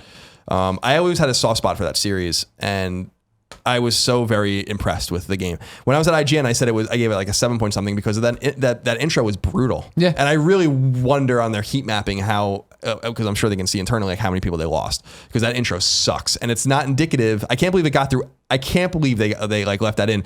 And that's why I'm so excited to see the new Colossus, which is rumored to be the next Wolfenstein game that Machine Games is working on, that they hinted at E3 in an Easter egg during Quake, which was, how will this one begin? Because I bet you it's going to begin, they learned everything, and it's going to begin with a bang, and it's going to begin instantly. Just give me control of the character. I don't want to be in an airplane for all this time. I don't want to walk around like a moron. Just let me. Wolfenstein's not necessarily about these big things. It's about kind of sneaking around and taking your time and reading documents and finding gold and upgrading your character and all that kind of stuff. And so there's like a cool RPG elements. I think that game deserves a lot of credit, and I really implore people to play it. And if you don't have a PS4 yet, you can play it on PS3. There you go. My number 6 is Tales from the Borderlands. This is a game that completely took me by surprise. They announced this, and I thought, what a stupid move. Like, Telltale can do whatever they want, and they're doing a Borderlands thing. There's no action in Telltale games. How are they going to do that and make it make sense? I love Borderlands 2. Played the hell out of that. Played the hell out of the Handsome Collection. Played, the pre-sequel through that. And I don't play Borderlands for the story. I, of course, play Borderlands for the guns and the RPG and leveling up and having something fun to play with other people. When this came around, I got my code, I put it on my PlayStation 4 and forgot about it. And the story goes that, I think it was 3 weeks after release, maybe 2 weeks, I was sitting there, I'd had a bad day, I had a beer, and I jumped into a game, started playing it, and I was like, this isn't what I want. Jump to another game, this isn't what I want. Down the line until I saw it, and I was like, why not? And 5 minutes in, 10 minutes in, I'm laughing out loud. Like, that game is Telltale's funniest game. It is some of the best acting they have from, of course, Troy Baker, friend of the show, Laura Bailey, friend of the show. They get on. It caught me so off guard that a property that I enjoy but don't really care about could enrapture me that way, make me care about it, make me care more about the world, that I'll be more interested to go into Borderlands 3 and play more around that and understand a little bit better of what's happening. But I cared about different characters that are in that game, that are in the Borderlands universe, that I never cared about before. You know what I mean? Skeeter, Catch a Ride, all these different people. And then the way they introduce new characters and do callbacks. I've talked to the Telltale guys before, I think it's some of their, it shows the power of how Telltale makes games. You know what I mean? Because we give them a lot of shit. Their engine's garbage all the time. This different. It'll eat and your it still save. is apparently on Batman, which is unbelievable. What I played on PC was fine, but I haven't played the PlayStation 4 version yet. Even when I saw it at E3, I was chugging, and I was like, "This is crazy." But nonetheless, I just want to call a spade for experiences. The fact that like Loaderbot was such a hit in episode 1 that they made him a bigger part throughout the game. He has some of my best lines, like when they're like, when fucking Ashley Johnson shows up, friend of the show, as Gordis or whatever, and is like, how was your day? And he's like, to be honest, it's a mixed bag. That is one of the funniest fucking lines I've ever heard in a video game. The way it's delivered, the whole experience leading up to it, and then to continue go and just it suddenly went from this game that I was like, oh, right, that's on my PlayStation 4 to, oh shit, a new episode comes out. Like, I'm going to pour myself a drink. I'm going to turn off the lights. I'm going to put on the surround sound, and I'm going to have an episode. I'm going to have an experience. I'm going to have like a show I really like on television, right? Where I really care about the characters and I want to see where it goes. And this was, for me, I always fuck this up, I think, because I skipped Game of Thrones or whatever because I didn't care about it for Telltale. And I think Minecraft was after it, right? But for me, it was the first time where Telltale was doing those amazing openings where, Walking Dead's just Walking Dead. They put up the logo and that's what it does. But these were the ones where they picked the exact right song and they would do things in slow motion and spin the camera around. And it was like, it felt like I was playing... It felt like the start of an awesome movie every time, like an intro to a movie that was really going to kick in and have a great time with. And I had a great time with that game, and that's why it's there. Well, what's interesting to me about Telltale's Borderlands is that it's in that middle ground where like you have expectations of Batman. Yeah. They have expectations of The Walking Dead. On the other end of the spectrum, you have games like The Wolf Among Us where it's like, what the hell is this going to be? Fuck. What's interesting to me about this is like where the rumors of this Mr. Robot shit falls in. Right. Does it become like if it's true, and who the fuck knows? I mean, they're basically at the point in which we're recording this, we have no idea. Yeah. But there's pretty good rumors about it because they're retweeting things from Evil Corp, which is a thing from Mr. Robot and stuff like that. But does it fall within that spectrum of like no one cares? Does it fall into the spectrum of surprise? Are they doing something totally different? Telltale's, even though I'm not into their games generally, like per se, I feel like I respect what they're trying to do. Because I think story has a very important place in gaming, and they're doing it in a way that, in a meaningful and complicated way. And I think that for all the shit we give them about their engine, or especially I give them about their engine, which I think is deserved, I cannot believe that their shit doesn't run properly still for some people. Like years later, Game of Thrones was another example where it was eating people's saves. And I was like, oh, you guys nuts? Like, just go away and fix this for a while. You have plenty of flush with cash. Yeah. Everyone knows that. But at the same time, the writing, the other end of the game, the writing and the characters, so very complicated, and it seems like things, like Clementine will remember that. It's a famous thing, like on the internet now. Like, well, someone will remember that. It's like, but like they do remember that, and it's cool that that's like written in 3 episodes from now. And I can't imagine the complicated nature of the way that they have to go. String theory on their walls and doing all this different stuff, like all this butterfly effecting that they have to do for their game. So speaking of Until Dawn. And I think it's worth pointing out, just for the record, for full transparency, of course, I'm hosting that Batman show for Telltale over on that game. But if you're watching this, you probably trust my opinion. But just a heads up, if you wanted to be a hater or something, I work with them on that show. Not that would influence my opinion of Tales from the Borderlands 6 to 7 months ago. My number 5 is Until Dawn, so I'll kick it back to you. Oh, okay, cool. But we already talked about it. Yeah, no, I'm just making sure. Yeah, great pick. I'm glad it's there. I'm glad it's getting a lot of points. My number 5 is Lego Dimensions. Lego Dimensions is another one of those games that actually, when it got announced, I remember going on Colin Live being like, that's stupid. We don't need another Toys to Life game. And kids were like, well, you love the Lego games. And I'm like, yeah, but this will be different. Wake me in when they have Ghostbusters and Superman. Everybody was like, oh, they get teased in the trailer. And I was like, well, fuck, now I'm buying Lego Dimensions. And then I went in Comic-Con last year, right? Yeah, 2015 was the first time I actually played it. And I sat down to play it and I was like, oh, it's a Lego game. And I know that sounds so stupid now, but I thought it was going to be something like Disney Infinity, where it was characters dropped into a world and there's just some light RPG mechanic thing around them. You're running around doing shit, and it wasn't going to be a Lego game, but it was Lego game. It was the same fan service. It was the studs. It was, I always talk about the stream when they came over and showed us. They debuted Back to the Future with us, and it was like Huey Lewis is playing, and there's 3 versions of Hill Valley, and there's all these references that I get as a huge Back to the Future fan, and Michael J. Fox and Christopher Lloyd, and it's like, holy shit, I remember freaking out and nerding out about this, and nerding out about the fact that every character you put on the portal pops in and has their own HUD. Like, it looks different. It looks like the Out of Time logo for Marty, and there's, donuts for Homer's hearts and all these things. And I was saying this, and the developer turns to me, he's like, yes, it's as if we care.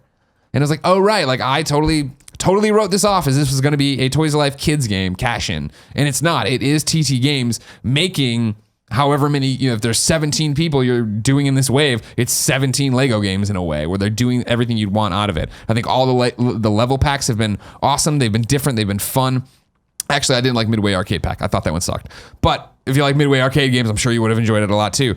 But there's something about it, and like to sit there and have the game tell me, all right, now it's time to build the portal, and now it's time to build the figures in their cars or their team packs or whatever. Like, I didn't expect to have that much fun. Like, definitely one of the things I love the most about the game is sitting there and building the characters I'm about to put into it. Because I can still go play Lego Marvel Avengers or do whatever the hell I want to go do. But this is a game that scratches that itch of I know you give me shit all the time because like you are like, literally, you could just put your clothes in a little spindle and you'd be out the house and you'd have everything. And I don't have that much stuff in terms of how I used to live or how I live in the Midwest or what I have in my dad's attic. And I didn't want to go back to that. You know what I mean? I have rules about the Funko Pops I'll buy. But like to have these Legos and have these different things and have these little guys and put them in and have these collections again of things that I use in video games. It's so much fun. And the games are they're so interesting. They're so funny. And there's so many different things happening in them. I'm just a big fan. Can't speak to that game. No, I know. So I'm going to move on if you don't mind. I don't mind at all. Don't worry about it. Number 4 for me is Ratchet and Clank. So I'll kick it back to you once more. My number 4 is Life is Strange. Life is Strange. It's one of those. I think if you're going to talk about games, right, especially like, this is where we get into a very interesting 3 games, I think, in my list. So we're talking about Lego Dimensions, Life is Strange, and what I put at number 3. I think that Lego Dimensions, I'm over the moon about. I talk about it all the time. I tweet about it all the time, right? I host the panels at Comic-Con. I'm excited for year 2, and I can't wait for all this content and da-da-da-da. But when I started getting to these things where these 3 games, I kept moving around. I kept moving around this spot of the 543. And I kept coming back to the fact that Max and Chloe and Arcadia Bay means something to me in a way that Lego Dimensions doesn't. Lego Dimensions is toys. I'm playing with toys, and that's fun. And oh my gosh, the Superman voice, this is great, and the Wonder Woman song, and it's all what I want.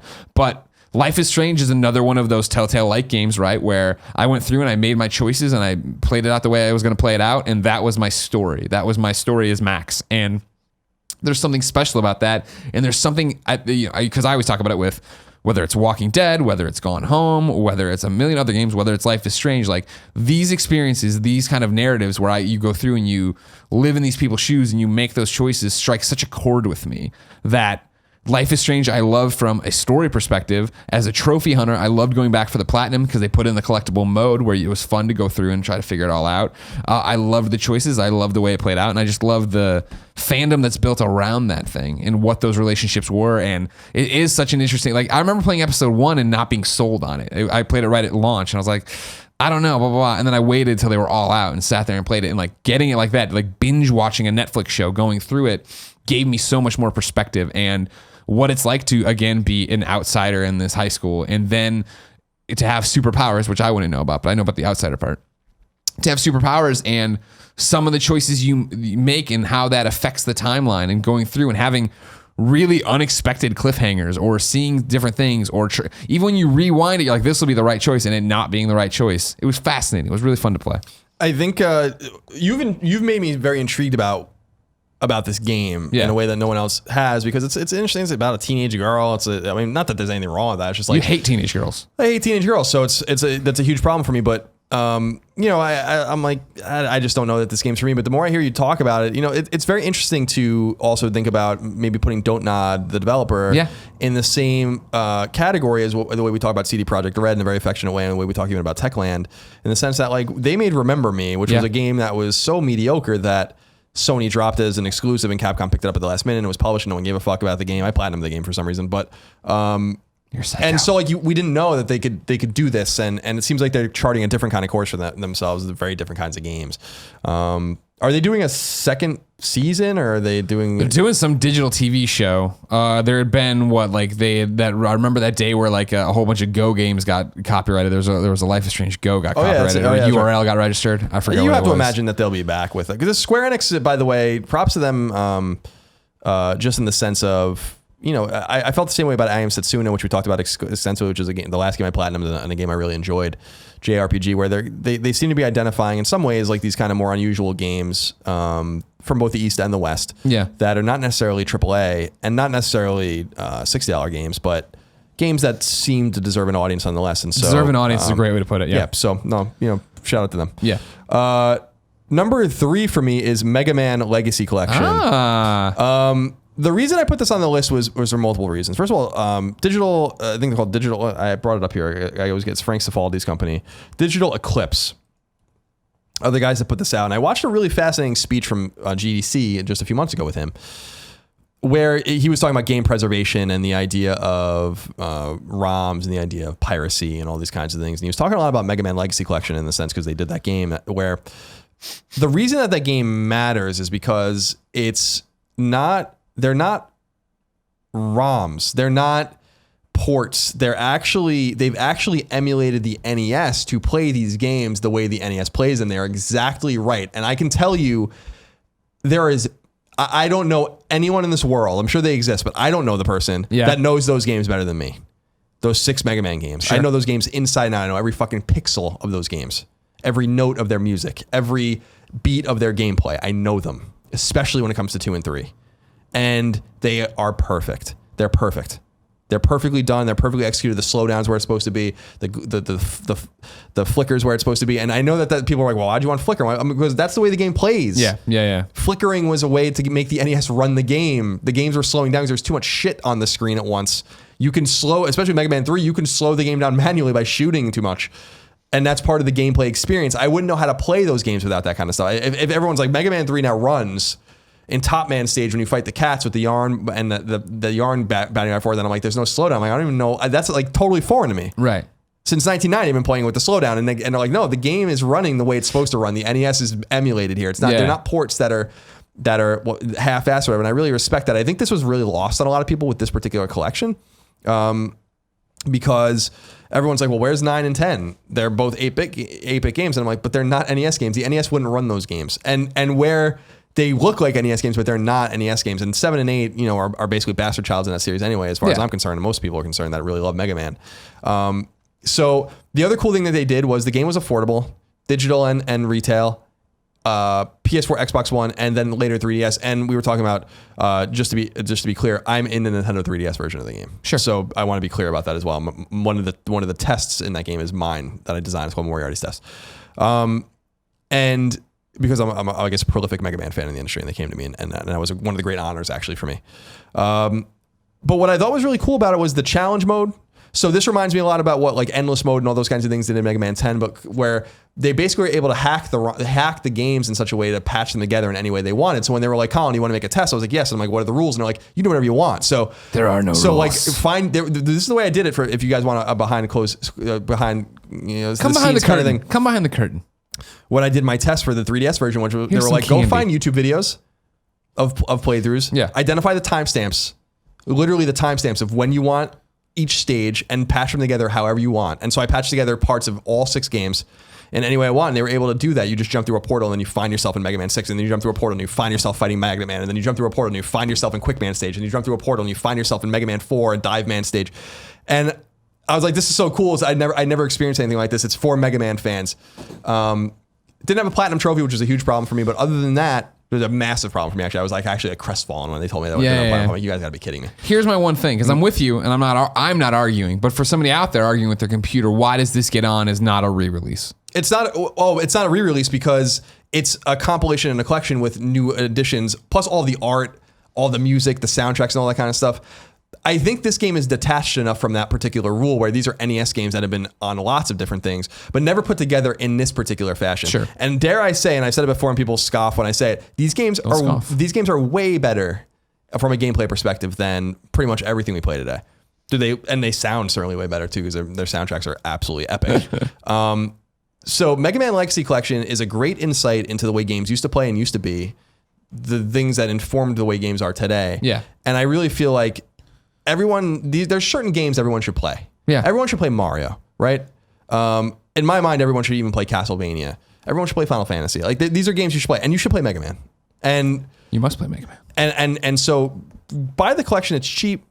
Try Mega Man 2 or 3. Don't start with 1 necessarily, because 1's really hard and it's going to turn you off. Go back to that later. But try 2 or 3 and tell me that game doesn't suck you in. Tell me that you don't, especially if you go in blind. Everyone's like, what order should I beat the bosses in and all that kind of stuff.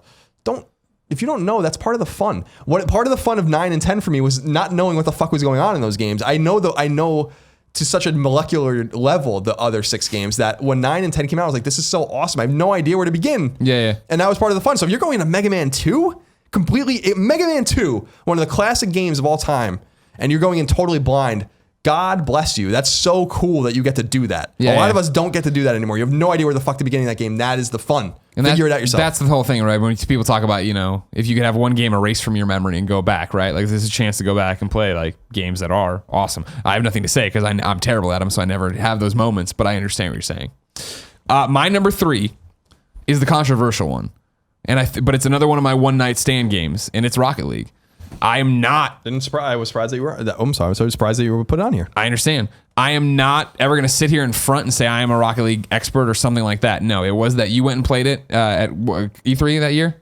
PSX 2014. PSX. I was confused after the first PSX in Las Vegas. You came back and you're like, Dunham's game is awesome. Of course, Dunham, former boss at IGN, now working over at Psyonix. And I was like, okay, cool. And then when I went over and played it, it was like, oh fuck. No, this is awesome. And then they came in for that stream, and I'm mainly giving it this because of that stream, and also because we're industry insiders. We understand the scope of this game, what it does, what it means. But when you and me, and I think it was Nick and Doug Perry, played on that stream, or it must have been Dunham and Doug Perry, were playing on that stream together, that was some of the most fun I had ever had. And it was like, holy shit, is this game awesome? Is this game fun? The depth to it, the fact that we can get in right now and not know what the fuck we're doing, but still have fun and run the ball and do all these different things. And then the unlockables start dropping and all these different things and the customization. It was like, holy shit, I can't wait to get this. And then we got it. And then we went on a trip, and then we came back, and everyone online was too fucking good. So then it becomes less fun, which is why I didn't want to put it on there, because I don't have that experience in that particular ecosystem. And that's why I'm even separating myself from that when I put it on here, is the fact that, for me, Rocket League's on a pedestal. I think it's like the success story of this generation so far. And I doubt anything will catch it in that front of a game that went from being fucking nobody knows what's going on to being an esport and having all these things and having everyone talk about it and everyone playing it. It made something also like 40 times its budget back. Right. 40 times its budget. So awesome about that is that Psyonix is a small team, and they are a studio that deserves that. And this is the little guy winning, which in that, maybe that's all swept up in the fact that this is a David versus Goliath video game story, that now they are there and they can do whatever the fuck they want now. But it's also the fact that they did everything right with it, and here's free DLC and whatever, and we're doing Batman DLC, and let's do this and blah blah blah, and we're gonna, and they're constantly talking to their audience, constantly talking to their fans. But it still is that point that if you want to be me and you want to have your friends over for some beers, you can sit there and play local Rocket League, and everybody can start at being terrible and go into it. And then if you want to go home and you want to be the person who's going to get nuts with it and get online, you can still go do that. You can still go be that and do the amazing kickflip things and like Pokemon Go, right?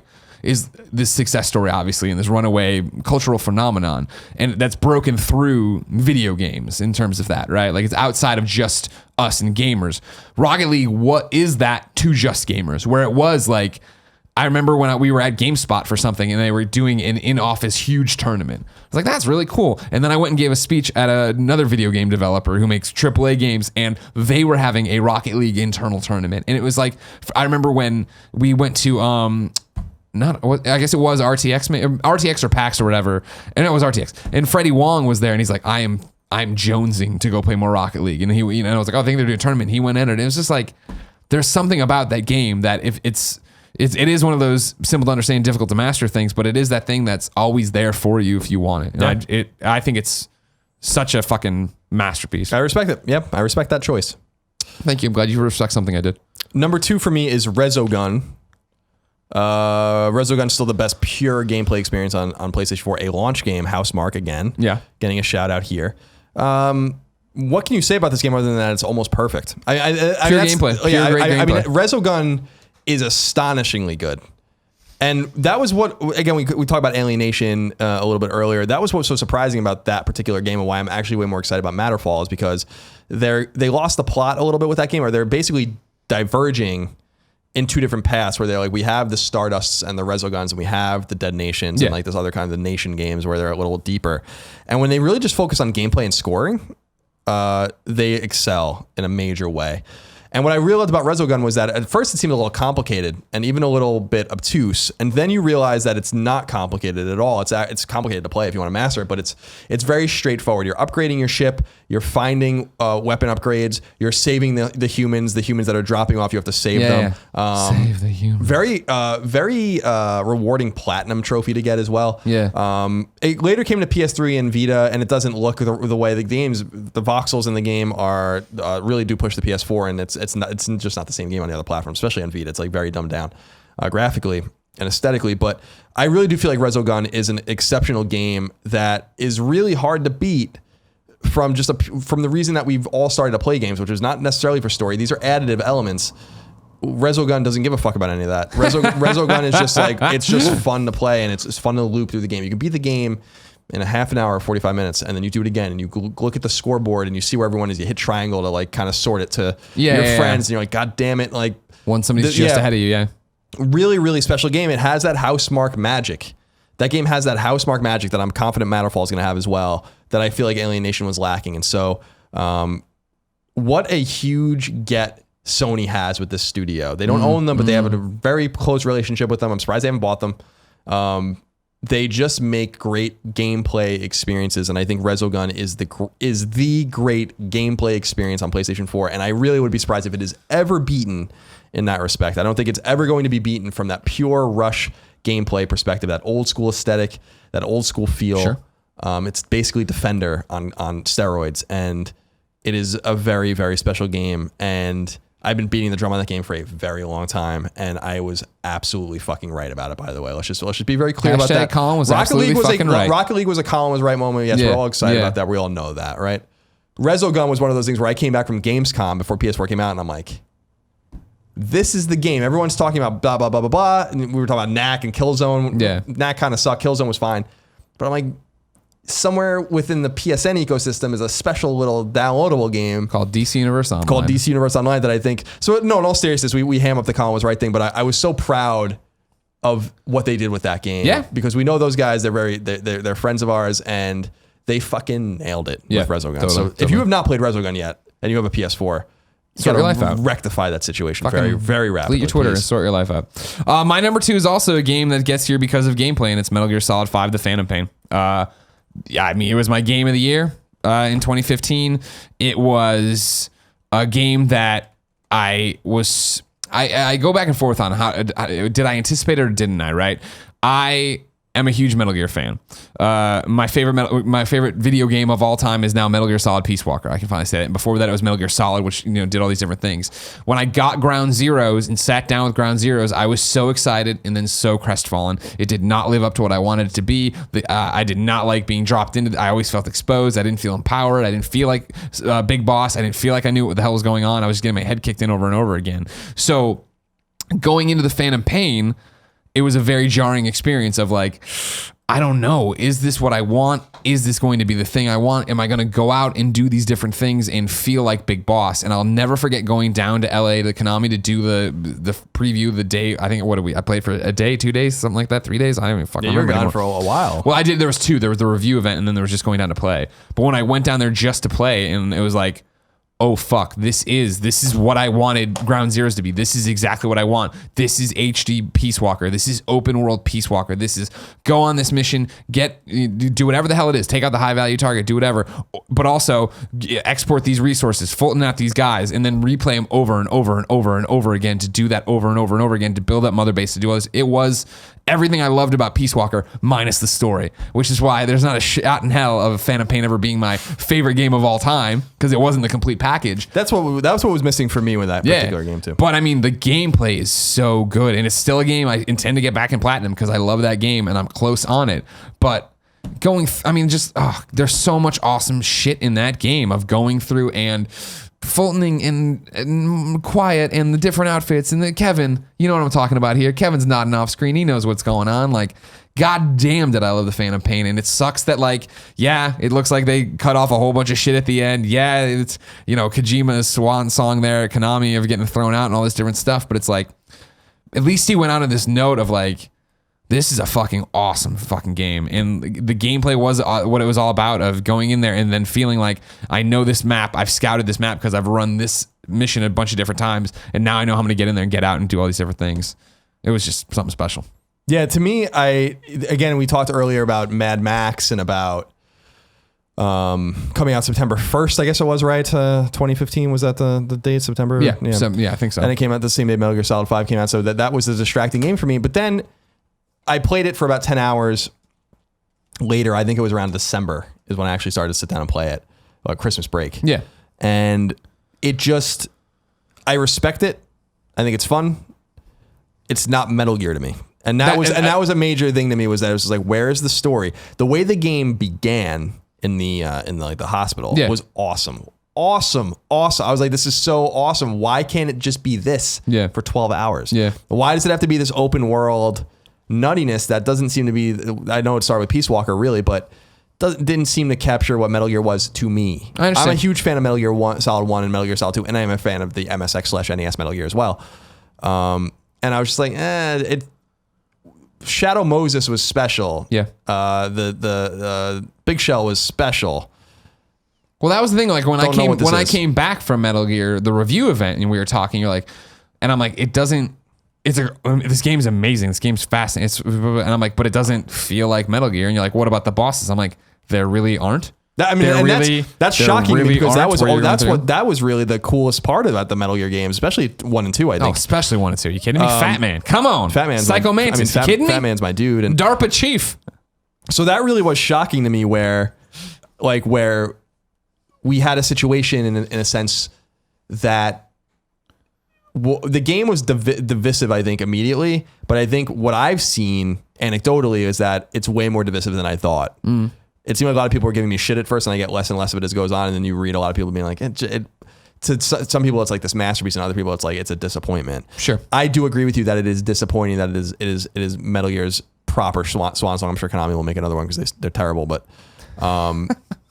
Kojima went out like that, and now we're gonna get his game, PlayStation 4 exclusive. So I think it probably belongs on the list because I know people really enjoy it, and I know you love it, so I don't begrudge you that. But thank you for not begrudging me. But I to me it's I was glad I played it so that I knew that I didn't like it, because it was in the back of my head where I'm like, I probably should give this a go. And for a couple hours I was like, yes. And I was like, oh, I'm totally crazy. This is awesome. And then it opens up, and then I'm like slinking around and like just on a horse for some reason. And then D-Horse, what up? So yeah, I don't know. And then the unanimous number one, I assume. We didn't share a list before. We didn't really drive that home too much. We didn't. I have to imagine yours is Uncharted 4. A Thief's End, of course. That's my number one as well. And by the way, I'm trying to. I'm not. You're not doing. I know you're tabulating right as we go. So we'll see. Because remember, we each did them. Points are assigned in the opposite order. So now Uncharted gets 2 10s, making it 20 points, which means, of course, it'll be the number one game. I don't feel like we need to talk too much about why Uncharted 4 is amazing for you. If we do, I don't understand why. You have to go play the other Uncharted, then play this one. Then you would understand, of course. The culmination of Drake's story. It hits on all. It's got the best parts of Last of Us with the best parts of Uncharted. It wasn't that we were going to this dark place like we were also afraid that was going to happen with the Last of Us influences. Instead, it was the storytelling mechanics. It was opening up the areas. It was a beautiful game. It was finally, after 4 games, which I guess sounds like a knock, but finally after 4 games, letting you have the conversations you wanted with your supporting cast. It was answering the questions you've always wanted answered. It was the culmination of this entire journey Naughty Dog's taken on us, and it was beautiful. Yeah, I think that the game, I played it slowly over about a week, and it's the longest Uncharted game, I think that's safe to say. Except for maybe Golden Abyss. I was going to say Golden Abyss might be longer, but it also just felt long because we were on the go all the time. Right, yeah. And at first, I was like, I don't know. I was slow burn. Yeah, slow build. I was like, it's no less than great. It's a Naughty Dog game, but I'm like, is it? You and I both love Uncharted 3. We love all of them, but we both think Uncharted 3 is the best. And I'm like, I don't know that this is getting what Uncharted is, and then suddenly it does, and then suddenly it does get it. Now, I have some core issues with Uncharted 4. I think Sam is in it way too much. I think it's weird to insert a character that means so much to Drake at the very end. You never heard a fucking peep about him. I think it's weird that Drake now has all these new mechanics that they overuse over and over again, like the slide and the hook. It's like, oh, he's an expert at this. He never even mentioned that he can do this in the other 4 games or Fight for Fortune. But why does Elena look different every game? But the game is so overwhelmingly charming. Yeah. And so thoughtful in its puzzles and its mapping of the way you go through. I like that the game opened up. I like that, but it didn't open up too much. It reminded me a little bit of like what Killzone tried to do with Shadowfall, but not to that extent, where it's like, it's not going to be a corridor shooter anymore. Now it's with Killzone. And then this is like, it's not going to be a very linear experience. You're going to get from point A to point B, but how do you get from point A to point B? You're going to choke everyone out. Or you're just going to have a gunfight. I like that there's very little combat in the game. I think that's another one of those things that's really cool. The game, when you really think back on it, doesn't have that much combat. There's set pieces. There are things where you're fighting, but by and large, I was like, there's not that much combat in this game. And I was like, that's refreshing. Yeah, because that was always the knock against the Uncharted, right? Of all right, we get a cutscene, then it's you go somewhere, it's a monster closet. All right, now there's a puzzle, now there's a cutscene, monster closet. So to me, it's one of those games that's it's not perfect by any stretch of the imagination. And I do think that The Last of Us is probably better. As far as Naughty Dog products are concerned. But I think Bruce and Neil did a very nice job, stepped into big shoes, Amy's shoes, rewrote a lot of things, got rid of a lot of things, rescripted it, reworked it, and it took a little bit of time, and we had to be patient, but I think it was worth the wait. And I really do love how it brings it all together. I love and adore the ending. Yes, oh my God. I think the ending is extraordinary. I did not expect it. Me neither. And because when they start to pull out and fade out, I was like, oh, like that. I could leave them here. And then I didn't have to, and that was amazing. And I think that for all of its there's a few narrative problems. I think Nadine, for instance, is not even a character. I love Nadine. I just don't think she belongs in it. I don't think she belongs in it if they want her in there, but I don't think she's needed. I don't think she serves any purpose. Sure. So there's some like weirdness of that, but if you really want to get into the nitty gritty, that should exist. Talbot is that in Uncharted 3, in Uncharted 3, right? Sure. So the magician. It's not like that's unheard of. Yeah. So for me, it's unanimous. Like I don't think there's 100%. any better game than Uncharted 4. It's a must play. I encourage people, if they have not played the Uncharted games, to play them all in order. Do not jump into Uncharted 4. I don't think there's any way in hell you will appreciate the game for what it is if you do that. There are a lot of special moments in the game, and I think they did a really nice job of paying homage to what the hard work that they had put into the series for a decade. And it was sad to see it go, but I'm also convinced that it's not done. Like I don't think that we're going to see it for a very long time, and I don't think it's going to be Drake. But I don't think we've seen the last of Uncharted either. So it'll be a long time, I think, if you ever come back. So we'll see what happens. But yeah, I mean, there is no other choice than Uncharted. So while you finish the final tabulation, I want to toss out a few reader mail here. Of course, I put out the tweet. What's your favorite PlayStation 4 game of all time and why? Corey Johnston said Drive Club. Never was a fan of track racers, but Drive Club made me The Drive Club made me. Very addictive, competitive, incredible photo mode, skill to drift. Tyler Ferguson responded, regardless, I have to say Destiny. I know it's on other systems, but that game has changed the way I play video games. Faye said Transistor. Gorgeous music and visuals and surprisingly fun gameplay. Lots of replay value too. Shout out to Supergiant. We do love them. We had you are at Son of a Gun, I'll say, instead of whatever the hell his name's supposed to be. Batman Arkham Knight. Great story, and Mark Hamill is the best. So much fun. This guy, Jacksepticeye, said Bloodborne, son. No reason necessary. And then Jens Anderson, our friend over at Daybreak, shouted out Shadows of Mordor. Brilliant transition of system messaging into character states and effects. Nemesis system was fabu. Yeah, I never played Mordor, so I can't speak to it. Bloodborne was one of those games I was throwing around, even putting on the list, because I did spend a lot of time with it. I felt like it would be disingenuous because Sure. I had spent maybe 15 hours with the game or so, and I really liked it compared to the Demon Souls and Dark Souls. I just felt it was a little bit faster, a little bit more accessible for me. But I felt like it was not. Again, it was disingenuous for me to even include it. So, Colin, give me the final list. Well, because of ties, there are 11 games on the list, because otherwise the top 11 a game would arbitrarily be cut off. Of 2016. Tied for 7th place because there are ties. Wolfenstein: The New Order and Tales from the Borderlands. 6th place is Lego Dimensions. 5th place is Life is Strange. Tied for 4th is Mega Man Legacy Collection and Rocket League. Okay. 3-way tie at number 3, Until Dawn, Resogun, and Metal Gear Solid 5. Okay. Number 2 is Ratchet and Clank. Wow. And number 1 is Uncharted 4: Thief's End. That's a great list of games. Yeah, I mean that's a very solid list of games. Yeah. Well, thanks for doing it with me, Colin. Yeah, it was fun. We'll do it again next year. Of course, ladies and gentlemen, this has been an interesting PS I Love You XOXO. So there's been, we didn't do some of the segments, but there's still time to get some of the segments in. Like PS I Love This Best Friend XOXO. This is where one of you goes to kindafunny.com/forums. You go to the PS I Love You XOXO board and post in the thread your PSN name with the reason why you need friends. Then the other best friends from the Kinda Funny community find you on the PSN. They friend you. They send you lovely messages and you all play games together. This one comes from Just Is 23. The way it sounds, Just Is 23. That's the PSN name. Hello, compadres. Been listening since y'all left IGN, and I've got to say there isn't a better group of people making content on the interwebs. But all slow jerking aside, I came here to find some fellow best friends to play with on the good old PSN. I don't have a ton of friends online, which usually leads me to play more single player focused games, but it's high time I got in on some of the sweet, Kinda Funny community gaming action. I'm down to play whatever, so send me a friend request and let the good times roll. My PSN name is Just Is 23. Keep fucking that chicken, boys and girls. Just Is 23. Everybody go fuck the chicken with Just Is 23 over on the PSN. Send him his messages. Colin, are you ready for PSN's worst name of the week? Yes. This is where someone went to kindafunny.com/forums, went to the PS I Love You XO Explorer, and posted their bad PSN name. Because as you know, Shuhei Yoshida refuses to let you change your PSN name. And until he does, we will call out all the bad names so he understands why. This one comes from a gentleman named Alex. Hi, Colin and Greg. I'm Alex from England, UK.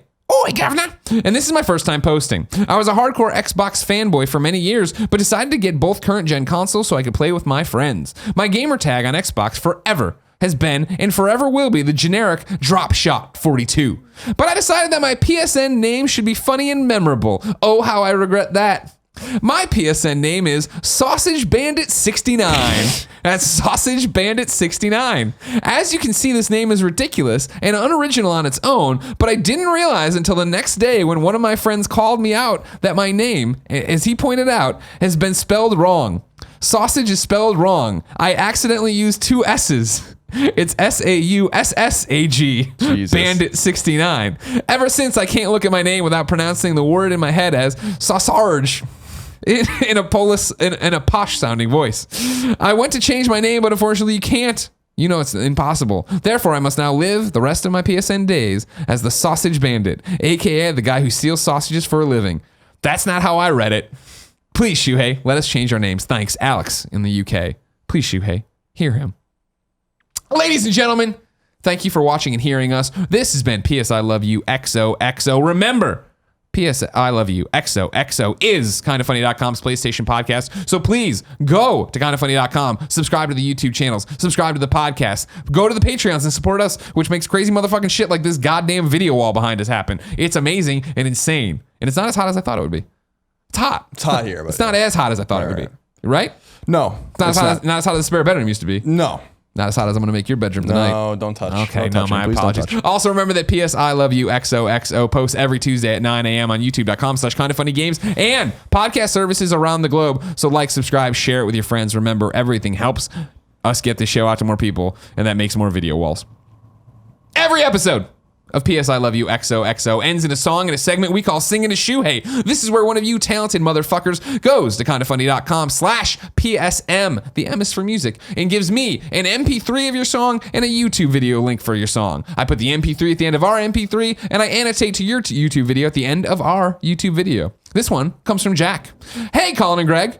My name is Jack, and I'm the vocalist and guitarist for the band Jar of Atoms. We are a two-piece band based in Nottingham, UK. Oi. I'm not sure what our genre is, but I guess I'd say it's kind of bluesy rocky.